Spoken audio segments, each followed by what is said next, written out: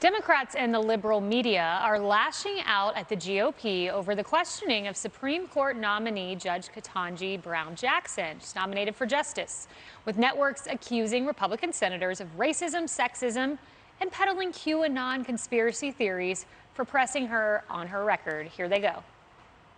Josh Hawley, fist in the air Josh, and slaveholder descendant Tom Cotton reprised their QAnon baiting smears against Judge Ketanji Brown Jackson. They were treating her like a black shopper that they were following through the store. A day of grandstanding and speech-making and hissy-fitting in the Senate today. No Republican has been more hot and bothered than Lindsey Graham of South Carolina. This is about midterm elections, appealing to culture wars, appealing to a segment of the GOP that is into conspiracy theories. In particular, Senator Blackburn's line of questioning. Did you see racism in any of that?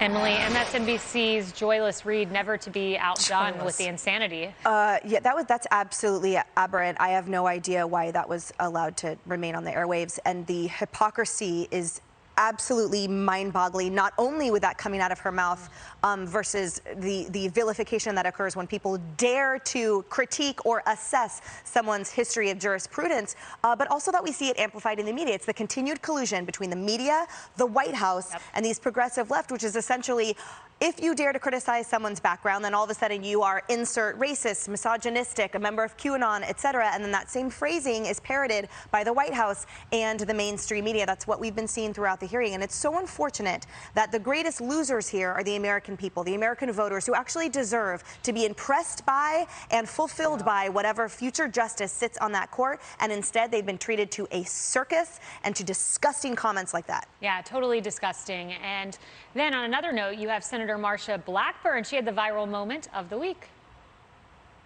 Can you provide a definition for the word woman? Can I provide a definition? No. Yeah. I can't. You can't? Not in this context. So I'm not a biologist. Not a hard question. I am not a biologist. I spoke with a biologist this morning to confirm I am still a woman. But this is a judge that was nominated, and that isn't even, it's actually questionable if you actually knew me in person. Ask these guys.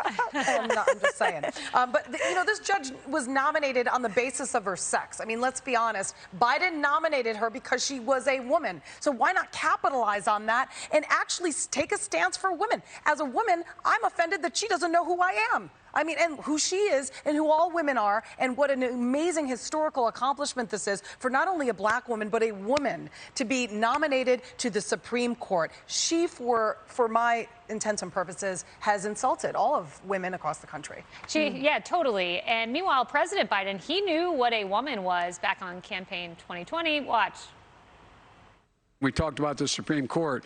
I'm looking forward to making sure there's a black woman on the Supreme Court. I committed that if I'm elected president and have an opportunity to appoint someone to the courts, I'll appoint the first black woman to the courts. I will, in fact, I'll pick a woman to be vice president. Yeah. So, Carly, he knew what a woman was at one point, I would think. Yeah. I also think it's ironic that the role of womanhood has played such a defining role in both Justice Kavanaugh and now Judge Jackson's confirmation hearings, because back in 2018, we all had to believe Christine Blasey Ford because she was a woman, and we were in that time period where we needed to believe all women. And fast forward 4 years, and Judge Jackson doesn't want to define the term because, it could pigeonhole her into transgender issues and upset progressives. So it's just a very interesting political turn of events. It is. You mentioned the Kavanaugh hearing. Well, the Washington Post, get this. The editorial board, I had to double check that. The editorial board had this to say, Rob. Republicans boast they have not pulled a Kavanaugh. In fact, they've treated Jackson worse. Remember, Kavanaugh was accused of serial gang rape by a convicted felon now twice. That would be Michael Avenatti. You know, it must be nice to write for the Post and just wake up every day as if it was the first day on Earth, and so nothing else that happened before matters, right? So this is, you know, the idea that she's been treated worse than Kavanaugh is completely ridiculous. I'm going to say one thing. The left wants you to believe two things when it comes to this confirmation hearing. Number one, that Ketanji Brown Jackson is extremely qualified and competent, and to even question any of these, the history of what she has done is out and out racist. But also, they want you to believe that she has gotten to this point, but she is so weak that she's going to fold under the basis of tough questioning. Let's just think about this.